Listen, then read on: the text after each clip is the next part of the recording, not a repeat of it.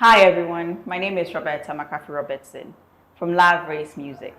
We promote a better world through music. Our music speaks about pressing global issues, and we also create a platform to discuss these issues, to raise awareness and encourage individuals, organizations and governments to take action for a more equitable and a harmonious world. As part of our Better World campaign, the theme for the month of February is Love Regardless. And I have with me here Dr. Mohammed Marzuq to share with us his thoughts on the importance of love in our homes, communities, nation, and the world at large. Welcome, Dr. Marzuq. Thank you. Yeah, great to have you. Thank you. I must say you do have a very exquisite office, actually. We are humbled. So I'm sure my audience would like to know a little bit about you, who you are, and what you do. Right. I am your humble servant, Dr. Mohammed Marzuq, personal assistant to His Eminence the National Chief Imam, Sheikh Dr. Uthman Nuhisharubutu. I'm also a lecturer at the University of Applied Management. I am also a board member of the Board of Trustees of Get Fund. I'm also a board member of Ghana Library Authority. I'm much more interested in interfaith harmony, in youth development, and in gender advocacy. I'm also much more interested in education. Of course, that is my area. Yeah. Great to have you. Thank you. The theme is love regardless. Sure. But before we delve more into that, what is your personal definition of love? Thank you. Love, first of all, we must agree that is a relative word. And semantically, anything relative is subject to multiple interpretations by multiple people in different contexts. And therefore, it is important for all of us to understand that love can be interpreted differently by different people in different contexts. Right. So my definition of love is simple: affection for everyone in the supreme interest of humanity. Once you have affection for fellow human beings, then it gives you the edge to do whatever is constructive and whatever and do away with whatever is destructive. If you have affection for humanity, then it becomes the springboard for any other value critical to the well-being of the humanity. If you have affection for human beings, then it puts you on a pedestal to appreciate the plight of the people, to be humbled by the pleasure of the people, to be thankful thankful for your own pleasure, and to be concerned about the suffering of others. That is, in my perspective, what love stands for. Okay. So in effect, I am saying that love is affection by humanity, of humanity, for humanity. Okay, great. Yeah, so Doc, why is love the foundation of the Muslim faith? Love is the foundation of Islam because Islam itself is peace. And there's no peace without love. Islam recognizes all the values that are critical to the well-being of humanity. And Islam agrees that all these values must be built on the foundation of love. Because Islam itself is supposed to be a fraternity. And therefore, if you are a fraternity, definitely you must have love among all of you so that you'll be able to exhibit anything that the fraternity stands for. Islam also recognizes, in fact the Quran recognizes, the two fundamental forms of love: romantic love and platonic one. So if you go to Quran chapter 30 verse 21, God addresses the romantic love.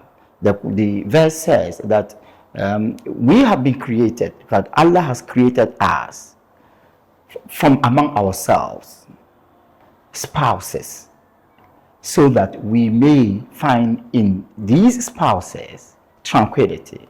Then he put among us love and mercy. So it tells you that the husband and the wife cannot coexist without love. And what is supposed to be the regulator of that love is mercy. But love can fade, but mercy will not fade. Love may be emotional, but mercy is highly spiritual. And therefore, it is important for everybody to understand that because Islam is fundamentally about peace, love should be the foundation. And Islam also treats human beings, Islam recommends that all human beings must be treated with a high sense of love.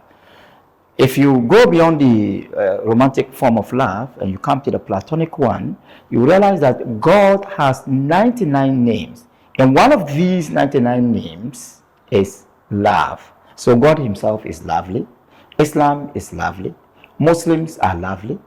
If they are not, then that is their own choice. But ideally, God is lovely. Islam is lovely. Muslims should be lovely or expected to be lovely. And the love perpetrated in Islam is not only confined to Muslims. Islam has three fundamental phases. We have the spiritual phase, we have the legal phase, and then we have the social phase. In all these phases, love becomes a critical element regulating the human behavior. Because at the end of the day, you realize that if it is out of love that we even believe in the Supreme Being, it is out of love that you agree to obey the rules and regulations. It is out of love that you know how to deal with fellow human beings. You don't hurt human beings. So Islam puts premium on love because Islam respects it as the foundation of everything positive. And hate or hatred is also the foundation of everything negative. So from the Islamic perspective, love over hatred. There's no way one can be hateful and call himself or herself a Muslim. There's no way one can be hateful and accept the Islamic religion. So Islam puts love as the foundation of everything on this earth, because it takes love to even come together. It takes love to do everything together. Without love, the world will remain in darkness. That's great. It takes love for you to accept to give us your thoughts on love. Thank you. That's great. So, in your view, what's your view on global events caused by racial differences and religious differences? Yes, it is important you've mentioned global events, and you agree with me that love in contemporary society has become the most important commodity, because love has been threatened, and because love has been threatened, peace is also threatened. You will agree with me that the global community today is in conflict because we have decided to disregard love. But let me also tell you that it is said in so many disciplines that peace is a legitimate sign of justice, and justice itself is built on love. So without justice, which is built on love, the global community cannot live in stability. It is important for us to also understand that one of the fundamental factors is ignorance. Another is supremacy. You agree with me that the current global architecture, symbolized by the United Nations, is defective. Defective because it is built on the sense of supremacy, which is at variance, which is poles apart, which cannot be accepted in the context of love. You agree with me that the current global order talks about the policy of veto power of supremacy, superpower nations. And these superpower nations try as much as possible to use their economic might. So they believe in the principle of might over right. And once you do not have love, you will definitely be convinced by your might, your economic might. You see, so racial supremacy is one of the factors of global instability, and ignorance about the need for us to love, the need for us to even transcend beyond religious and ethnic and racial boundaries, the need for us to understand that in the face of racial, religious, ethnic tensions, right? Love becomes the only thing that provides light and leads human beings to prosperity. For the global society, it is important for leaders to understand that without love, definitely the world will not be at ease. I mean, the world will not be at peace, because the global society is threatened by a kind of the culture of animal kingdom.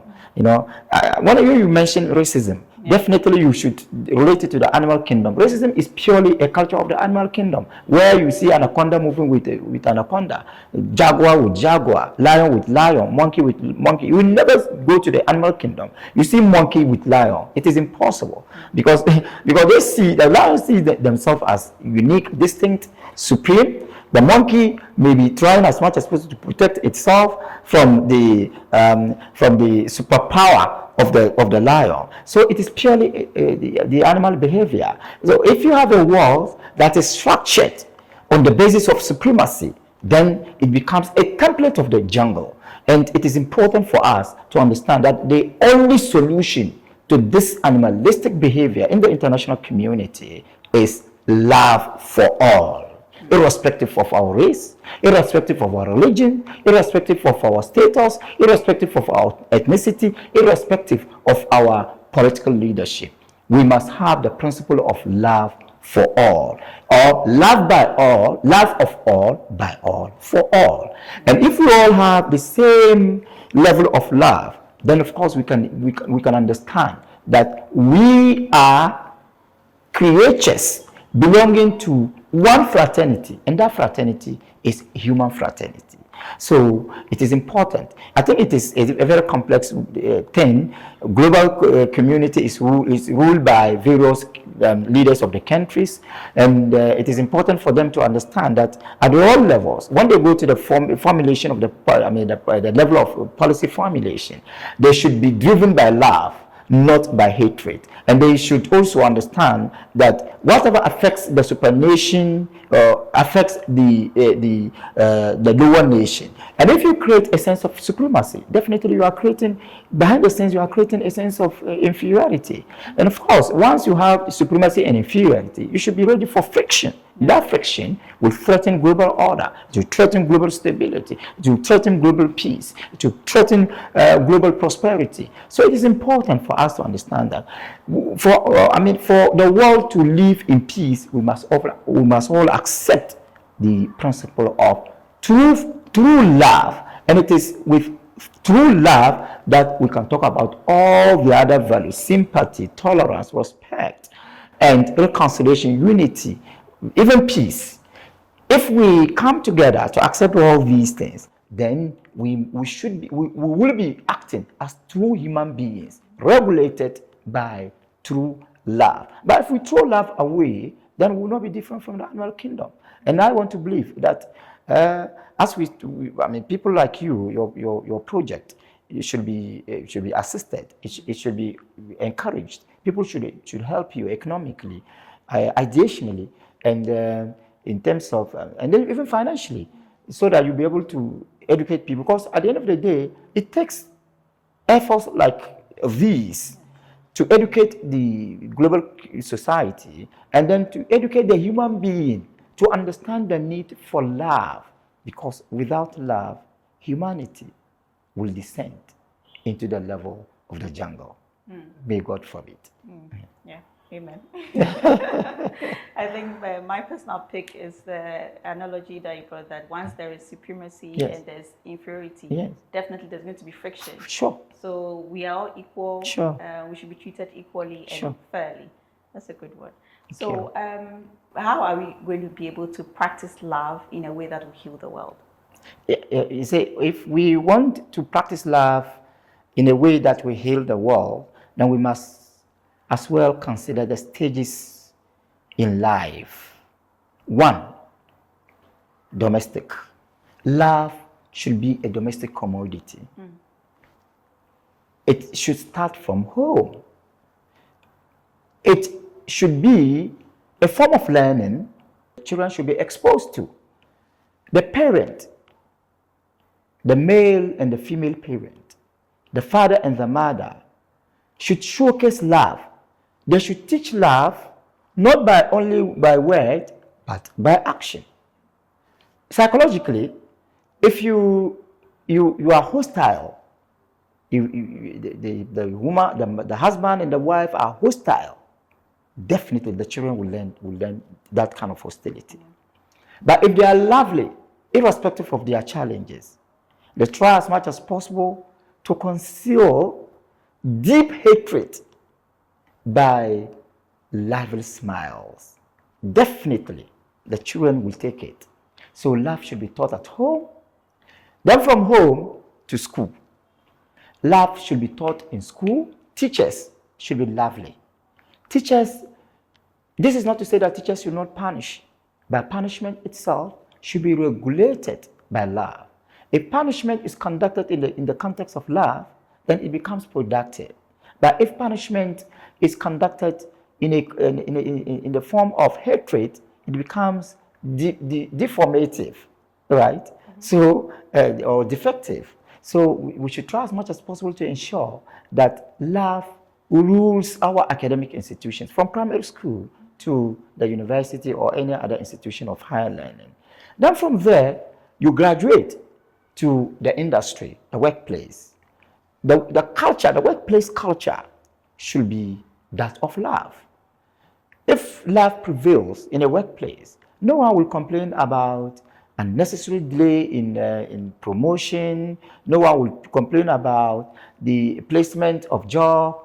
No one will complain about competency. No one will complain about the need to give the younger ones the opportunity to excel. So it should be a matter of love. So you have home, you have school, you have industry, that is the job place. And then the final one should be government. So you go from home, from school, from the job place, and then from the government. It's not everybody who can do that, but at all levels. Those who are responsible for policy formulation and implementation, that is exclusively, and those things are exclusively for the government, should allow love to rule them. You see, even if you have love, you enjoy true democracy. It takes love to fight tyranny in yourself and tyranny against some people.